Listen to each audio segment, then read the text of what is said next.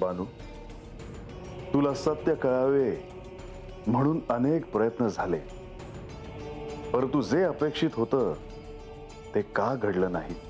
हवं नाही असं म्हणून कसं चालेल?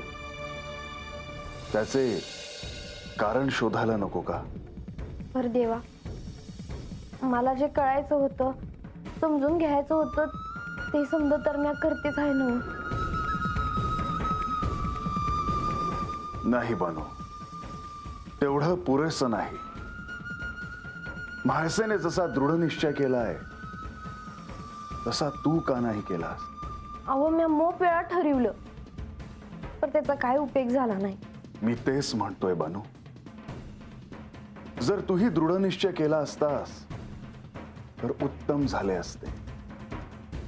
आधी छोटा संकल्प हातून घडणं आणि त्यामागून मोठा संकल्प घडण्यासाठी वाटचाल सुरू करावी हे अपेक्षित होतं, परंतु तसं मात्र घडलं नाही. ह्याकडे ध्यान देण्याच्या ऐवजी म्हाळसा माझ्यासह कैलासात येणार म्हणून तू दुःखी आहेस. नाही देवा, तुम्ही हातनं गेल्यावर मला तुमचं दर्शन होणार नाही, ह्याचं मला वाईट वाटत आहे. मग बानू, आपल्याला जे हवं ते प्राप्त करण्यासाठी कठोर परिश्रम नको का करायला? माझं चुकलं जी.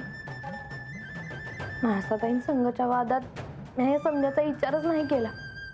आता मात्र एक संधी आहे. हे असं पुन्हा पुन्हा घडणार नाही. तुम्हा दोघींनाही समान संधी होती. आणि बानू, मला प्राप्त करणं एवढा सोपं नाही. मग मी काय करू जी?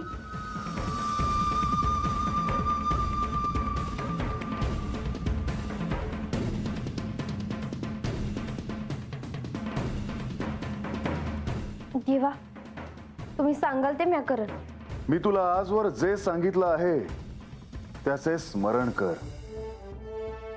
मी तुला आजवर जे काही सांगितलं आहे त्याचे आचरण कर. आता तर सर्व काही सांगून झाले आहे, परंतु जर ध्यान नसेल तर सत्य कसे कळेल? तर एक हाय देवा, म्हाळसाताई लय मोठ्या भक्त आहे ती. त्यांच्या मुरम्या लहान आहे, त्यांची सर कुणाला बी येणार नाही. तुझ्या मनात जर आदर असेल तर तो तसाच राहू दे, परंतु मनात जर न्यून असेल तर ते मात्र काढून टाक. आता सर्वसामान्य जगण्याच्या पलीकडे जाऊन विचार कर. तू शिवमय झाली आहेस, परंतु इच्छा असून देखील अजून सुद्धा तू शिवाला प्राप्त करू शकली नाहीस.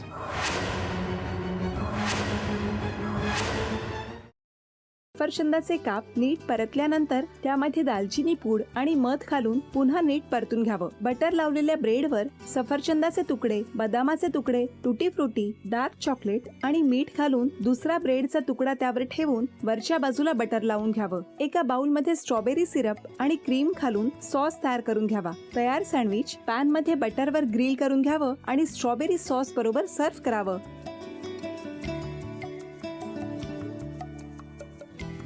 हे जेव्हा बोलत होते तेव्हा मी बघत होतो की या दोघांनी स्वतःचा संसार उभा केलाच, पण स्वतःच्या संसाराबरोबर अनेकांच्या आयुष्यात आनंद निर्माण केला.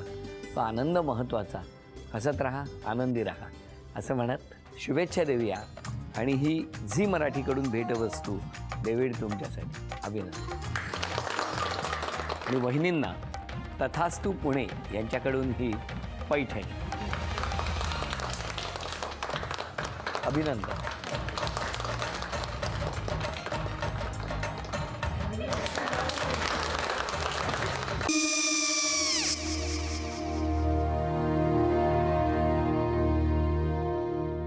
काय गो? हा, काय झालं?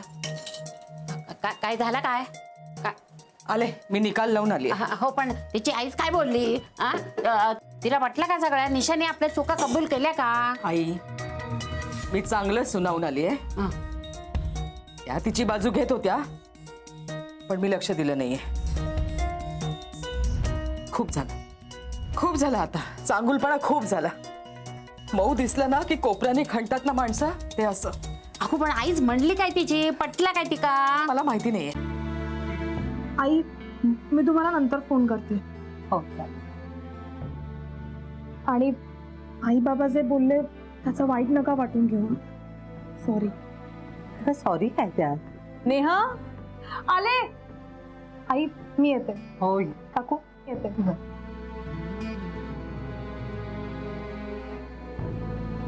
सावकाश जाग. हो हो. मग काय काकू, कधी उडवता लग्नाचा बार? बघूया.